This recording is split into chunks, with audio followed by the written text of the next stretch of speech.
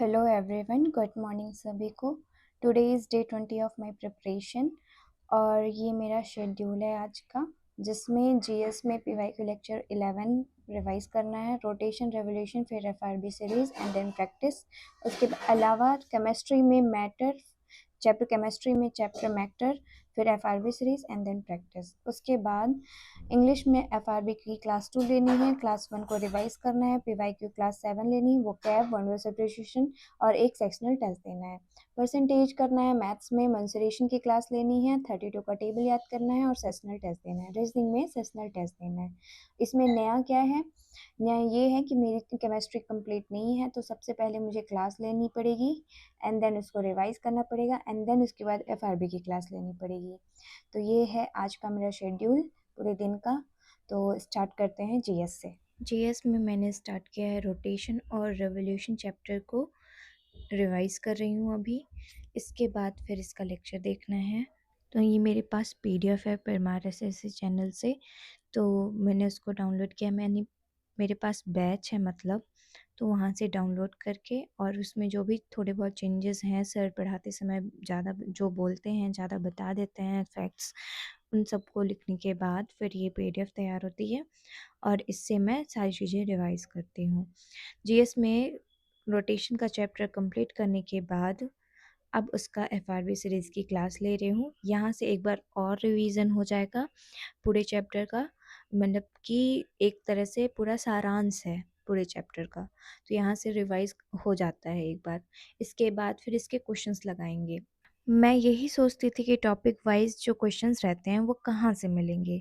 मैं बहुत ढूंढती थी, नेट में ढूंढती थी, अलग अलग जगह से क्वेश्चंस प्रैक्टिस करती थी, पर सर ने बहुत सही किया कि एक ऐसी बुक लाई जिसमें चैप्टर वाइज सारे क्वेश्चंस हैं। इसके बाद मैंने केमिस्ट्री की क्लास ली। मैं पढ़ रही थी केमिस्ट्री, पहली क्लास ले रही थी और डिलीवरी वाले का कॉल आया और मेरी बुक फैटमैन आ गई है।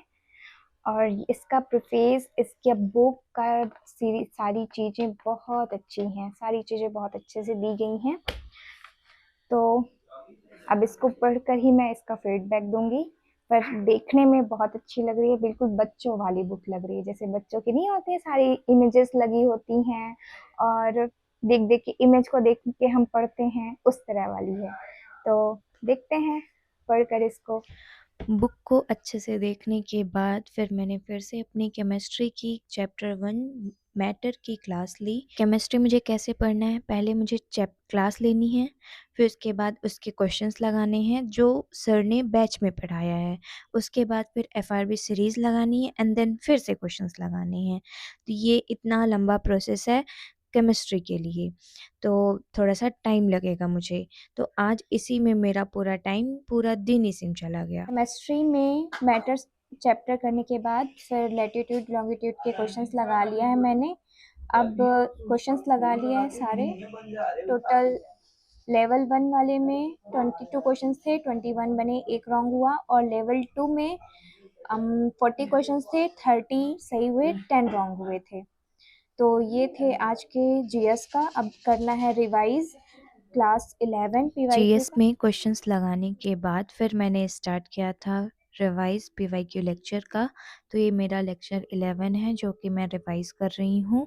अगर आप पूरा ब्लॉग देखते होगे तो देखते होगे मैं कितनी बार वर्ड रिवाइज रिवाइज रिवाइज बोलते रहती हूँ, क्योंकि रिवीजन बहुत ज़रूरी है आपकी पूरी स्टडी के लिए। अगर कुछ भी पढ़ रहे हो तो उसको रिवाइज करना बहुत ज़रूरी है, इसलिए मैं इतनी बार बोलती हूँ और ख़ुद भी इतना रिवाइज करती हूँ। तो आपसे क्वेश्चन है कि आपको बताना है प्रेसिडेंट किस आर्टिकल में दिया है, प्रेसिडेंट के बारे में किस आर्टिकल से किस आर्टिकल तक दिया है, और इम्पीचमेंट के बारे में शाम बताना के है। 4:30 बज गए हैं और अभी तक में जीएस का मैंने पीवाईक्यू लेक्चर रिवाइज किया है और अभी केमिस्ट्री की एफआरबी क्लास लेनी है एंड देन इसके क्वेश्चंस प्रैक्टिस करने हैं। तो आज पूरा दिन मेरा जीएस में ही चला गया है।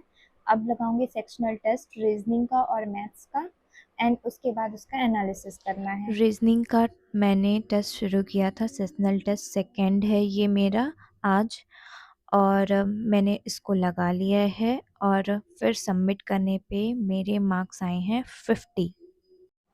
तो टेस्ट मैंने दे दिया है, रीजनिंग का टेस्ट 2 है ये और मार्क्स आए हैं मेरे 50 आउट ऑफ 50, मतलब सारे क्वेश्चंस बन गए थे।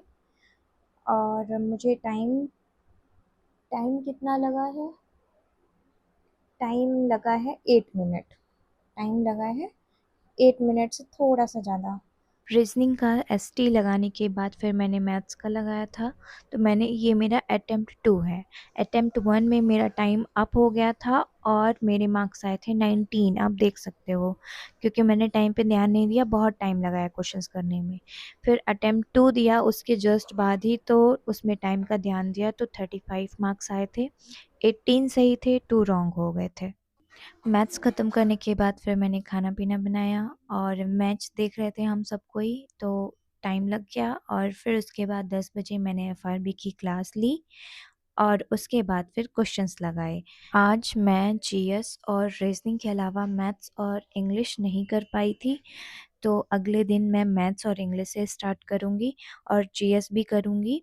जीएस का 10 बजे सर वीडियो अपलोड कर देते हैं यूट्यूब में, तो मैं सोच रही हूँ पहले वही कर लूँगी एंड देन उसके बाद फिर इंग्लिश और मैथ्स करूँगी।